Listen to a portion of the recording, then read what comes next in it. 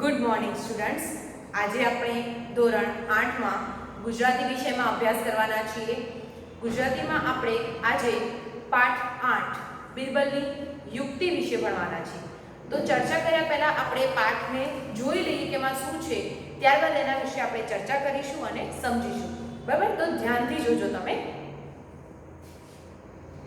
8 બિરબલની યુક્તિ।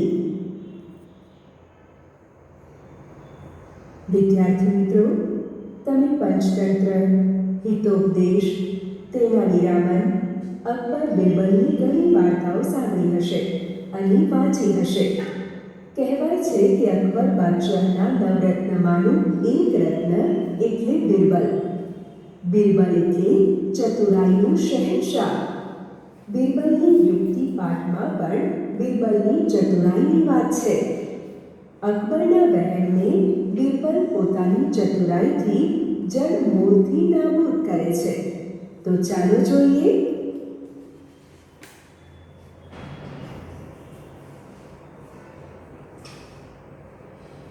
એક દિવસ બાદશાહે સવારમાં ઉઠી મહેલના ઝરૂખાની નીચે નજર કરી જોયું તો એક નોકર ઝાડુથી ચોગાન વાળી રહ્યો છે। બાદશાહને જોઈ એણે ઝાડુ ઊંચું કરી પોતાનું મોં ઢાંકી દીધું, પણ બાદશાહના મનમાં થયું કે સવારના પોરમાં માણસનું મોં જોયું તેથી મારો દાડો બગડવાનો। ઝરૂખો એટલે છજુ અને દાડો બગડવો દાડો બગડવાનો। તો અહીંયા જે બિરબલની વાત છે એમાં અકબર અને બિરબલની વાર્તા આપેલી છે। એમાં એક દિવસ અકબર બાદશાહ સવારે ઉઠીને ઝરૂખામાં ઊભા હતા। હવે એ ઝરૂખાની નીચે એક જે માણસ હશે એ વાળી રહ્યો હતો, કચરો વાળી રહ્યો હતો ચોગાનમાં।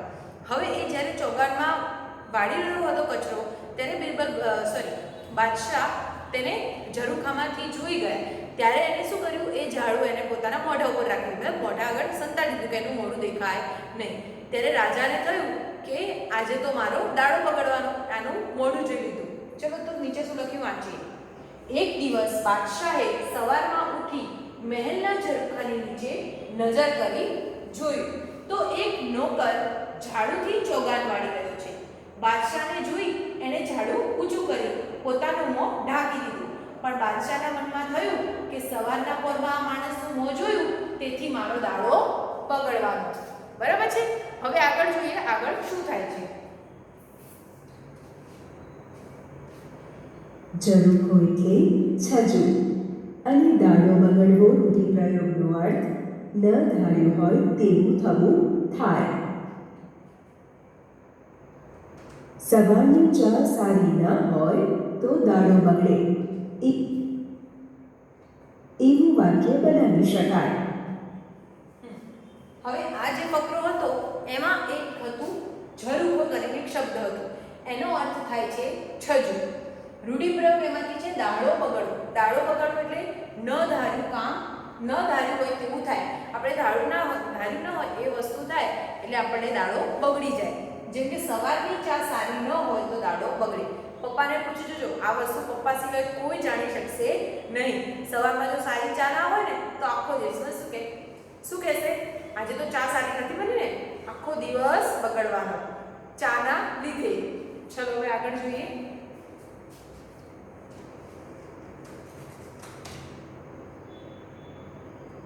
વહેમનું અવસર નથી। દાંતણ પાણી કરી બાદશાહ શિરામણમાં કોળીઓ હાથમાં લે છે ત્યાં તો સેનાપતિઓએ આવીને સમાચાર આપ્યા, બાદશાહ સલામત, આપણા રાજ્ય ઉપર બુંદેલખંડનો રાજા લશ્કર લઈ ચડી આવ્યો છે।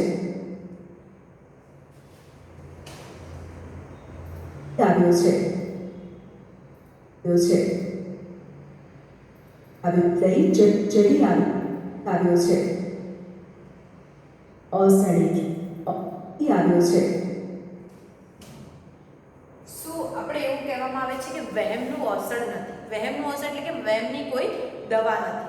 ત્યાં શું કહે છે, વહેમનું અસર નથી। દાંતણ પાણીને બધું પરવાની નહીં, બાદશાહ સાહેબ તો ખાવા બેઠા, મતલબ શિરામણ એટલે કે સવારનો નાસ્તો કરવા બેઠા. જ્યાં એ પહેલો કોળિયો ખાતા હતા ત્યાં જ એમના સૈનિકો આવીને એવું કહ્યું કે બુંદેલખંડના રાજા એટલે કે એમના જે પડોશી દેશના રાજા હતા એમને એની પર ચડાઈ કરી છે, એટલે કે એમની પર હુમલો બોલાવ્યો છે. ચલો આ શું લખ્યું છે એ વાંચીએ. વહેમનું ઓસડ નથી, દાંતણ પાણી કરી બાદશાહ શિરામણમાં કોળિયું હાથમાં લે છે. ત્યાં તો સેનાપતિઓએ આવીને સમાચાર આપ્યા, બાદશાહ સલામત, આપણા રાજ્ય ઉપર બુંદેલખંડનો રાજા લશ્કર લઈને ચડી આવ્યો છે. ઓસડ એટલે દવા અને શિરામણ એટલે સવારનો નાસ્તો. વહેમનું ઓસડ નથી એટલે કે વહેમની કોઈ દવા નથી. માણસના મનનો વહેમ કોઈ દૂર કરી શકતું નથી. અહીંયા શબ્દ સમજૂતી આપી છે. ઓસડ એટલે દવા, મેં તમને કહ્યું એ પ્રમાણે. શિરામણ એટલે કે સવારનો નાસ્તો. વહેમનું ઓસડ નથી એટલે કે માણસના વહેમની કોઈ દવા નથી. ચલો કન્ટિન્યુ કરીએ. હા, વ્યક્તિ જાતે સમજે તો દૂર થઈ શકે.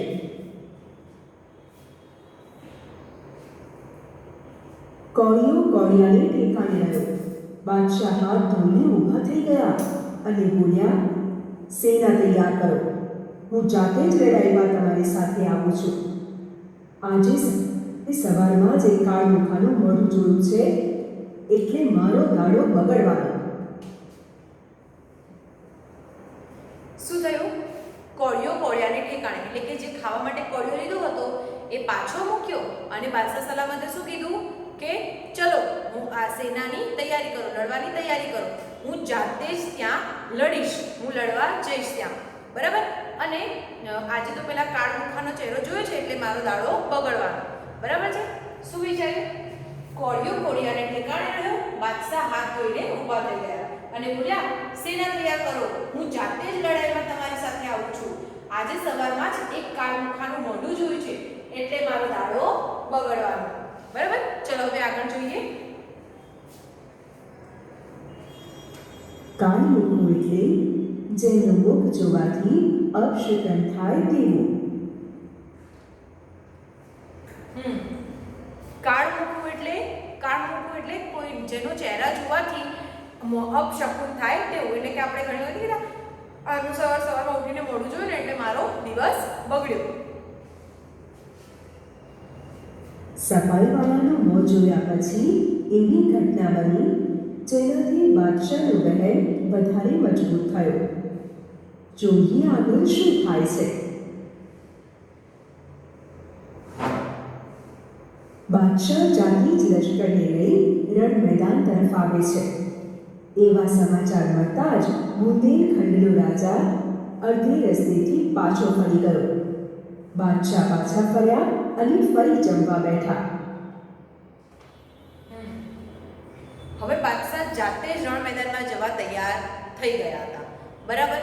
હવે એવું જ્યારે બુંદેલખંડના રાજાને ખબર પડી ને કે બાદશાહ જાતે જ લડવા આવે છે તો એને શું કર્યું? અડધે રસ્તેથી પોતાની સેના પાછી લઈ લીધી અને પછી રાજા પાછા આવે અને પાછું શિરામણ એટલે કે સવારનો નાસ્તો કરવા માંડ્યા. શું લખ્યું છે? ચલો વાંચીએ.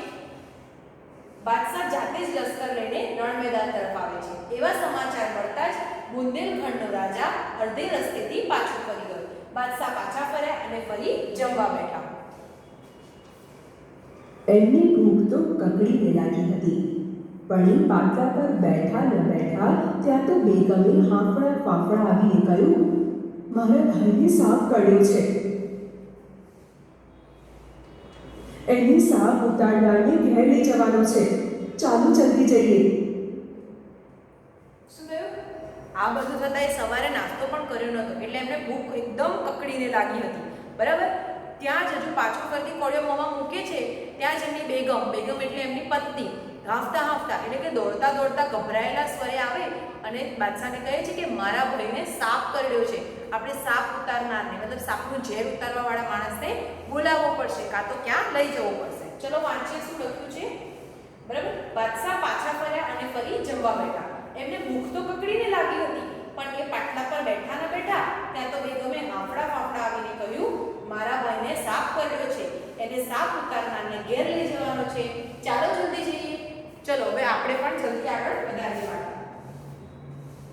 રણ મેદાન એટલે યુદ્ધનું મેદાન.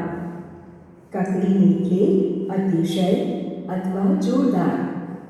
અને હાંફળું ફાંફળું એટલે ગભરાયેલું. વિદ્યાર્થી મિત્રો, હવે શું થશે? હા, સાચી વાત. બાદશાહનો મહેલ વધારે મજબૂત થશે. પાટલા ઉપરથી બાદશાહ ઊભા થઈ ગયા. જઈને જુએ છે તો સાળો મરી ગયો છે. એની મૈયતની કબ્રસ્તાનમાં દાંતવા લઈ ગયા. એ બધું પતાવતા સાંજ પડી. હવે પાટલા પરથી બાદશાહ તો ઉતરી ગયા, જમવા પરથી ઉતરી ગયા, બરાબર. હવે એ ઊભા થઈને જઈને જોવે છે તો તેમનો સાળો સાપના કરડવાથી મરી ગયો હોય છે, બરાબર. તો એને એની કબ્રમાં દાટવા, એટલે કે મુસ્લિમોમાં એને બળાય નહીં, આપણા હિન્દુ ધર્મમાં એને બાળવામાં આવે, અને મુસ્લિમ ધર્મમાં જે બી મરી ગયેલો શવ હોય, શવ એટલે કે મૃત્યુ થયેલું જે માણસ હોય એને દાટવામાં આવે. તો એને એની કબ્રમાં દાટવા માટે લઈ જાય છે. એ બધી વિધિ પૂરી કરે, અંતિમ વિધિ પૂરી કરવામાં સાંજ પડી જાય છે. મૈયત એટલે નનામી. મિત્રો, મુસ્લિમ વ્યવસ્થા મુજબ ખાટમાં શવ ગોઠવેલું હોય તેને મૈયત કહેવાય છે. વળી પાછા ઠેરાવી બાદશાહ વાળું કરવા બેઠા. પણ જેવો કોળિયો ભરવા જાય છે તેવામાં જ એક ગરોળી ટપ કરતી એમના થાળમાં પડી. બાદશાહ બરાડી ઉઠ્યા. કેવો કમનસીબ દિવસ છે! આ થાળ ઉપાડી લો અને ઝટ બીજો થાળ લાવો. બરાબર, બધું પતી ગયું. હવે પાછા બાદશાહ વાળું કરવા, વાળું એટલે રાતનું ભોજન કરવા બેઠા, બરાબર. જ્યાં પાછો એક કોળિયો મોંમાં મૂકવા જાય છે ત્યાં એ થાળમાં ગરોળી પડી જાય છે અને બાદશાહ ખૂબ જ આકુળ વ્યાકુળ થઈને ઊભા થઈ જાય છે અને કહે છે, આજનો તો દિવસ જ ખરાબ છે, આ થાળ લઈ લો અને બીજો થાળ બનાવો. બરાબર, વાંચીએ શું છે? વળી પાછા ઘેર આવી બાદશાહ વાળું કરવા બેઠા, પણ જેવો કોળિયો ભરવા જાય છે તેવામાં જ એક ગરોળી ટપ કરતી એના થાળમાં પડી. બાદશાહ બરાડી ઉઠ્યા. કેવો કમનસીબ દિવસ છે, આ થાળ ઉપાડી લો અને ઝટ બીજો થાળ લાવો. કેમ એવું કીધું? કારણ કે એમને ખૂબ જ ભૂખ લાગી હતી, સવારનું એમને કંઈ ખાધું નહોતું.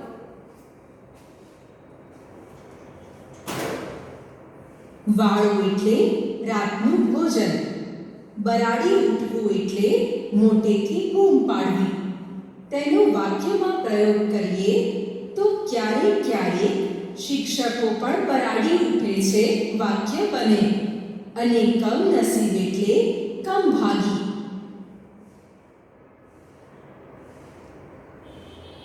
થાળ આવ્યો અને રાજા ઊંચી શ્વાસે જમ્યા.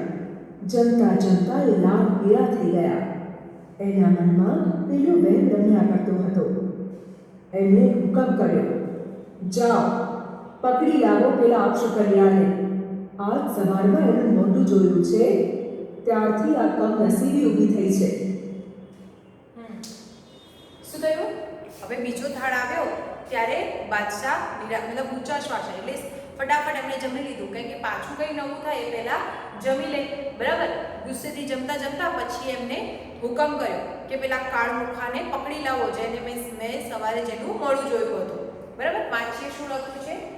થાળ આવ્યો અને રાજા ઊંચે શ્વાસે જમ્યા. જમતા જમતા એ લાલ પીળા થઈ ગયા. એના મનમાં પેલો વેમ રમ્યા કરતો હતો. એમણે હુકમ કર્યો, જાઓ, પકડી લાવો પેલા અપશકુનિયાળને. આજ સવારમાં એનું મોડું જોયું છે ત્યારથી કમનસીબી ઊભી થઈ છે. કમનસીબી ઊભી થઈ એટલે ખરાબ દિવસ જવો, બરાબર. ચલો આગળ જોઈએ.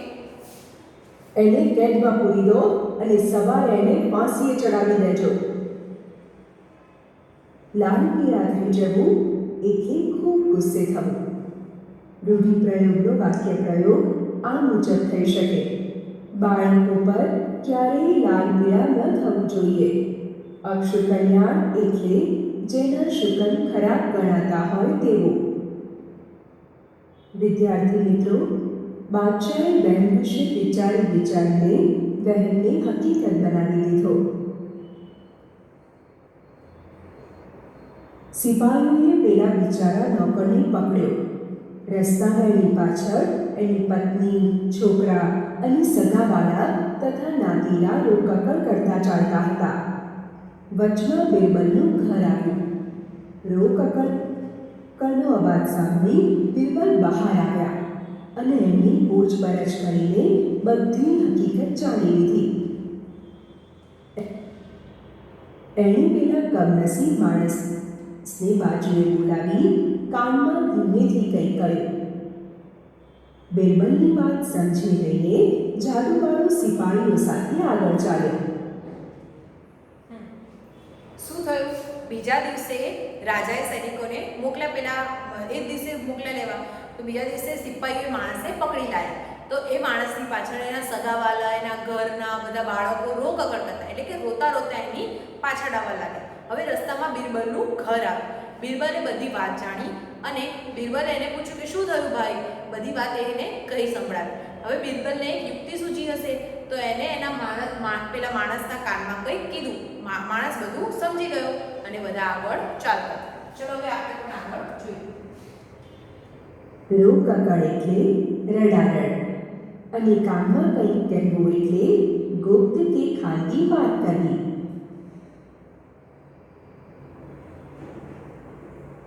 બીજી સવારે એને ફાંસી દેવા માટે માંચડા પર ચઢાવવામાં આવ્યો. તે વેળાએ એને એની છેલ્લી ઈચ્છા શી છે તે પૂછવામાં આવ્યું. એ બોલ્યો, મારી છેલ્લી ઈચ્છા બાદશાહ સલામતના દર્શન કરવાની છે. શું થયું? બીજી સવારે એને ફાંસી ચડાવવામાં આવ્યો. ત્યારે એને એવું પૂછવામાં આવ્યું કે તારી છેલ્લી ઈચ્છા શું છે, તારી અંતિમ ઈચ્છા શું છે? ત્યારે એને કીધું કે મારે બાદશાહ સલામતનો જોવા છે. બરાબર, વાંચે શું છે? બીજી સવારે એને ફાંસી દેવા માટે માંચડા પર, માંચડો એટલે ફાંસી દેવા માટેનું સ્થાન, ચડાવવામાં આવ્યો. તે વેળાએ એને એની છેલ્લી ઈચ્છા શી છે તે પૂછવામાં આવ્યું. એ બોલ્યો, મારી છેલ્લી ઈચ્છા બાદશાહ સલામતના દર્શન કરવાની છે. ચલો હવે આપણે આગળ જોઈએ. એની છેલ્લી ઈચ્છા પૂરી કરવા એને બાદશાહ પાસે લઈ જવામાં આવ્યો. બિરબલ તે સમયે બાદશાહની પાસે જ ઊભા હતા. બાદશાહે કહ્યું, અલ્યા તારું અક્ષકલ્યાણ મોં મેં ગઈકાલે સવારે જોયું એટલે મારો આખો દિવસ બગડ્યો. મારે આખો દાડો ભૂખ્યા રહેવું પડ્યું, એટલે જ તને ફાંસીની સજા કરી છે. બાદશાહ સલામતે શું કીધું? જ્યારે પેલા માણસને લઈ ગયા બાદશાહ સલામત જોડે, તો એમને એવું કીધું કે તારું મોડું જોઈને કાલે મારો આખો દિવસ બગડ્યો હતો. બરાબર ને? ચલો વાંચીએ શું છે. એની છેલ્લી ઈચ્છા પૂરી કરવા એને બાદશાહ પાસે લઈ જવામાં આવ્યો. બિરબલ તે સમયે બાદશાહની પાસે જ ઊભા હતા. બાદશાહે કહ્યું, અલ્યા તારું અપશકુનિયાળ મોં મેં ગઈકાલે સવારે જોયું એટલે મારો આખો દિવસ બગડ્યો. મારે આખો દાડો ભૂખ્યા રહેવું પડ્યું, એટલે જ તને ફાંસીની સજા કરી છે. ચલો હવે આપણે આગળ વધીએ.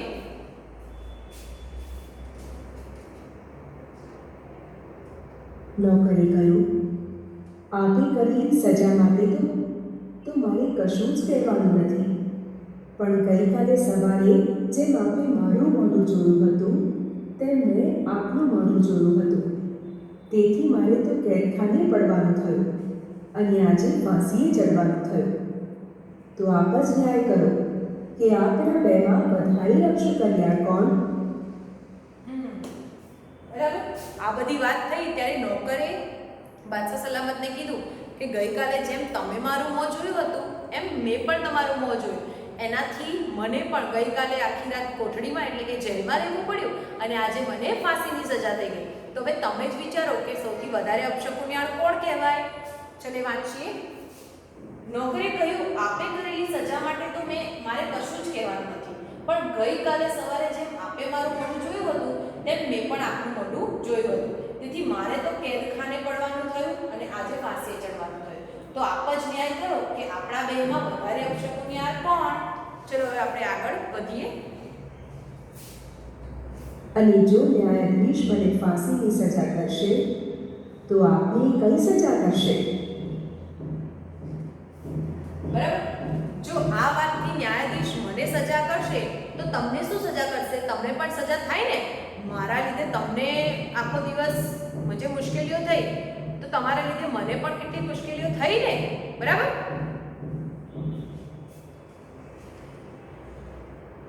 વાત સાંભળીને બાદશાહ વિચારમાં પડી ગયા. બાજુમાં ઊભેલા બિરબલ મરક હસવા લાગ્યા.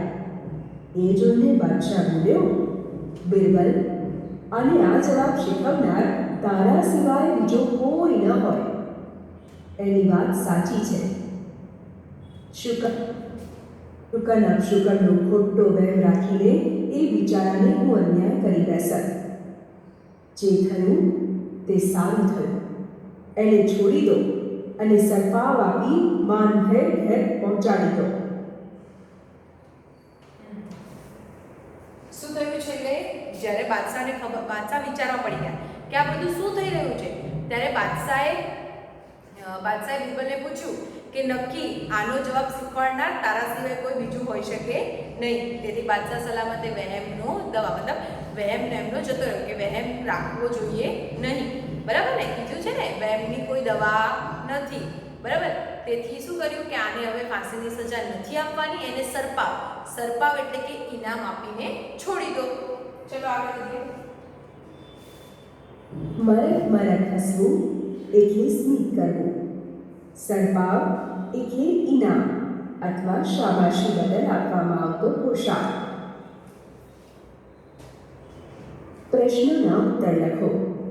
પ્રશ્ન 1. બાદશાહને પોતાનો દાડો બગડશે એવું કેમ લાગ્યું? ઉત્તર. બાદશાહે સવારમાં મહેલના ઝરૂખાએથી નીચે જોયું તો એક ઝાડુવાળો ચોગાની સફાઈ કરી રહ્યો હતો. બાદશાહને જોઈને ઝાડુવાળાએ પોતાનું મોં ઝાડુથી છુપાવી દીધું. બાદશાહને લાગ્યું કે સવારના પહોરમાં મેં આ ઝાડુવાળાનું મોં જોયું, એથી મારો દાડો બગડવાનો. પ્રશ્ન 2. સાંજે જમતી વખતે બાદશાહ કેમ ગુસ્સે થયા? ઉત્તર. સવારે ઝાડુવાળાનું મોં જોયું ત્યારથી એમના મનમાં વહેમ હતો જ કે આજનો દાડો બગડવાનો છે. સાંજે જમવા બેઠા ત્યારે એમના થાળમાં ગરોળી પડી. ગરોળી જેવી થાળમાં પડી કે બાદશાહનો વહેમ પાક્કો થઈ ગયો. તેથી બાદશાહ ગુસ્સે થયા. પ્રશ્ન 3. બાદશાહના દર્શન કરતી વખતે ઝાડુવાળાએ શું કર્યું? ઉત્તર. બાદશાહના દર્શન કરતી વખતે ઝાડુવાળાએ કહ્યું કે કાલે સવારે જેમ તમે મારું મોં જોયું હતું એમ મેં તમારું મોં જોયું હતું. તેથી મારે તો જેલમાં જવાનું થયું ને ફાંસીએ ચડવાનું થયું. તો હવે તમે જ ન્યાય કરો કે આપણા બંનેમાંથી વધારે અપશુકનયાર કોણ? જો ન્યાયાધીશ મને ફાંસીની સજા કરશે તો આપને કઈ સજા કરશે? પ્રશ્ન 4. અંતે બાદશાહે પોતાનો ખોટો વહેમ શું કહીને દૂર કર્યો? ઉત્તર. અંતે બાદશાહે પોતાની ભૂલ કબૂલતા કહ્યું કે શુકન અપશુકનનો ખોટો વહેમ રાખીને હું એક નિર્દોષને અન્યાય કરી બેસત. ઝાડુવાળાને છોડી દો અને ઇનામ આપી બાંધે એના ઘેર પહોંચાડો.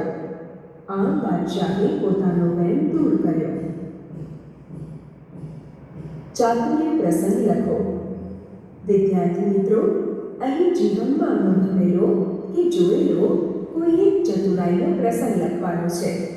મિત્રો, મેં અનુભવેલો ચતુરાઈનો એક પ્રસંગ કહું છું. અમદાવાદ શહેરની વાત છે. સાંજનો સમય હતો. શાળાએથી છૂટીને અમે બધા ઘર આગળ રમતા હતા. એટલામાં મેં જોયું કે કોઈ અજાણ્યો માણસ અમારા બાજુમાં રહેતી 3 વર્ષની ધ્રુવીને કંઈક લાલચ આપીને લઈ જતો હતો. એ કેટલો મોટો હતો અને હું તો 8 વર્ષનો નાનો બાળક. તેમ છતાં હું જોરથી બૂમો પાડવા લાગ્યો. મારી બૂમો સાંભળી મારી સાથે રમતો એક 14 વર્ષનો છોકરો પણ બૂમો પાડવા લાગ્યો. અમે બંને ભેગા મળીને એ માણસ પાસેથી ધ્રુવીને આંચકી લીધી. એટલામાં લોકો ભેગા થઈ ગયા ને પેલો માણસ ભાગી ગયો. વાતની જાણ થતાં જ પોલીસ આવી ગઈ. ધ્રુવીના પપ્પા અને લોકો પાસેથી પોલીસે જાણ્યું કે અમે બંને મળીને ધ્રુવીને કઈ રીતે બચાવી. અમારી ચતુરાઈ અને બહાદુરીને લીધે અમદાવાદ શહેરના પોલીસ કમિશનર સાહેબે અમારું જાહેરમાં સન્માન કર્યું અને ઇનામ આપ્યા. વિદ્યાર્થી મિત્રો, તમે અનુભવેલો કે જોયેલો ચાતુર્ય પ્રસંગ લખી શિક્ષકશ્રીને બતાવો. 4 વાક્ય લખો. મિત્રો, અહીં તમારે એવા 4 વાક્ય લખવાના છે જે પાઠમાં બાદશાહ દ્વારા બોલાયા હોય. તો જુઓ પુસ્તક અને લખો 4 વાક્ય. 1. સેના તૈયાર કરો, હું જાતે જ લડાઈમાં તમારી સાથે આવું છું. 2. કેવો કમનસીબ દિવસ છે. 3. જાઓ, પકડી લાવો પેલા અપશુકન્યાને. 4. બિરબલ, આને આ જવાબ શીખવનાર તારા સિવાય બીજો કોઈ ન હોય. મુદ્દા પરથી વાર્તા લખો. એક નાનું ગામ, યુવાનો ભણેલા, વૃદ્ધો વ્યવહાર કુશળ, ગામમાંથી જાન જવી, જાનમાં વૃદ્ધોને ન લઈ જવા, જાનમાં માત્ર યુવાનો જ, કન્યા પક્ષની શરત, જવાબ આપો તો જ કન્યા પરણાવીએ, ગામનું તળાવ ઘીથી ભરી આપો, યુવાનોની ચિંતા, સંતાઈને આવેલા વૃદ્ધનો જવાબ, પહેલા તળાવ ખાલી તો કરી આપો, કન્યા પક્ષનું કહેવું, જાનમાં એક વૃદ્ધ જરૂર આવ્યા હશે. એક ભરતપુર નામનું ગામ હતું. આખા ગામના લોકો સંપથી રહેતા હતા. ગામના બધા જ યુવાનો ભણેલા હતા અને વૃદ્ધો વ્યવહારમાં હોશિયાર હતા. એકવાર ગામમાંથી એક જણ બીજે ગામ જવાની હતી. યુવાનોએ ચાલાકી કરી. એવું નક્કી કર્યું કે જાનમાં કોઈ પણ વૃદ્ધને લઈ જવા નથી.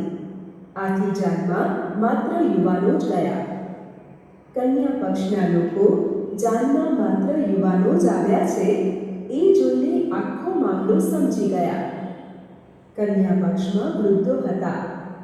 એ વૃદ્ધોએ નક્કી કર્યું કે જાનમાં આવેલા યુવાનોની પરીક્ષા લઈએ. એમણે વર પક્ષ સામે શરત મૂકી. અમે એક શરતે કન્યાને પરણાવીએ. ગામનું તળાવ ઘીથી ભરી આપો. કન્યા પક્ષના વૃદ્ધોની આવી શરત સાંભળીને યુવાનો તો ચિંતામાં મુકાઈ ગયા. એમની પાસે ભણતર હતું પણ વ્યવહાર કુશળતા નહોતી.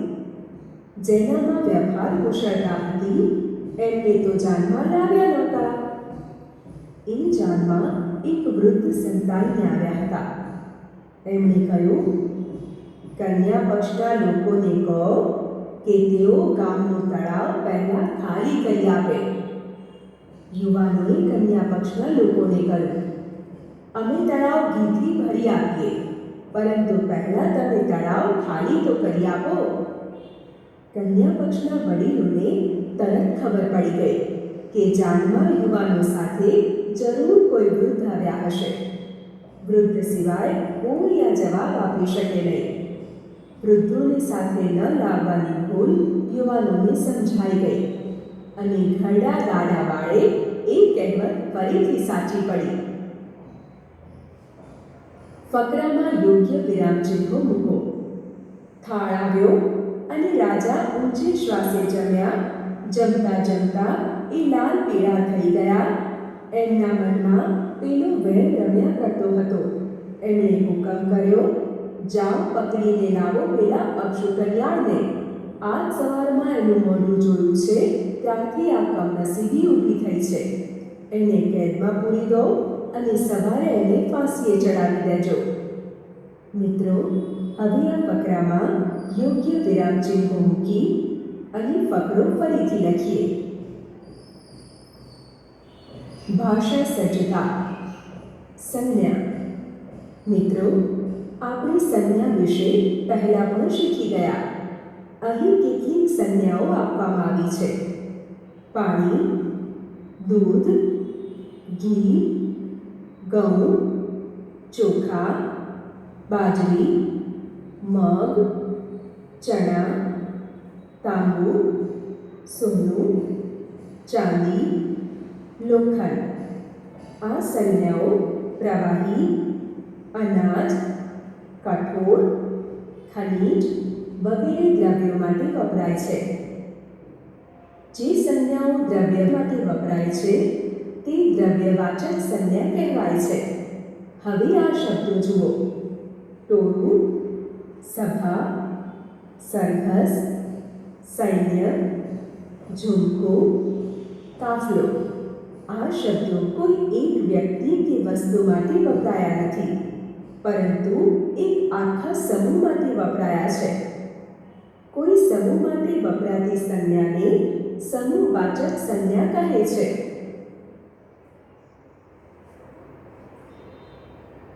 પ્રવૃત્તિ.